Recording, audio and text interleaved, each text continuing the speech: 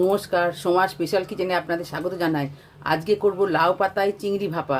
পুরো ভিডিওটা দেখতে থাকুন। এটা করতে আমি যে যে মশলাগুলো দেবো, কাজু, এটা নারকোল, এটা পোস্ত, এটা চালমগজ, এটা সর্ষে, আর এই কাঁচা লঙ্কা, 2 কোয়া রসুন, এইটা আমি বেটে নেব।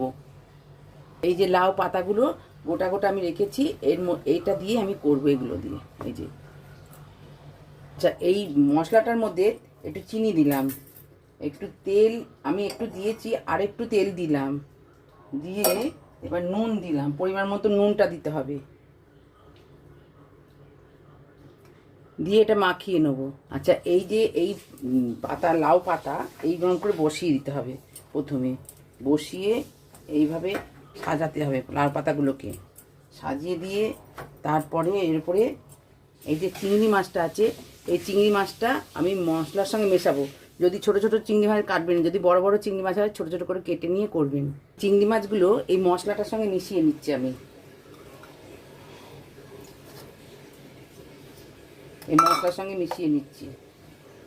পাতাগুলোতে একটু তেল মাখিয়ে নেবো আগে, পাতাগুলোতে একটু তেল মাখিয়ে নিয়ে তারপরে এই মশলাটা দিয়ে মাছগুলো দেব। এইবার মশলাটা দিয়ে দিলাম।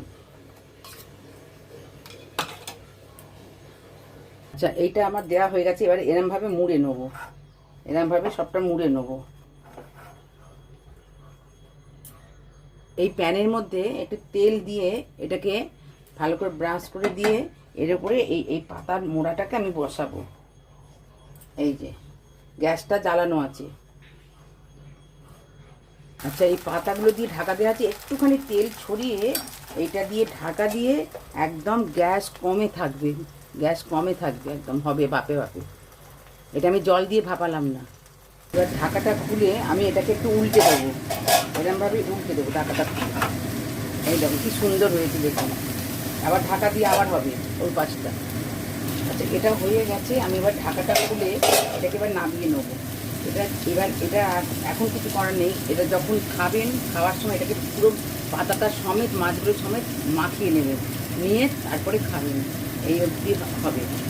এই দেখুন ভেতরটা কত সুন্দর হয়েছে, দেখুন ভেতরটা কত সুন্দর হয়েছে। এইরকম করে আপনারা করে খেয়ে কমেন্টে জানাবেন। আজকের মতন এই পর্যন্ত। আপনারা লাইক সাবস্ক্রাইব করবেন। নমস্কার।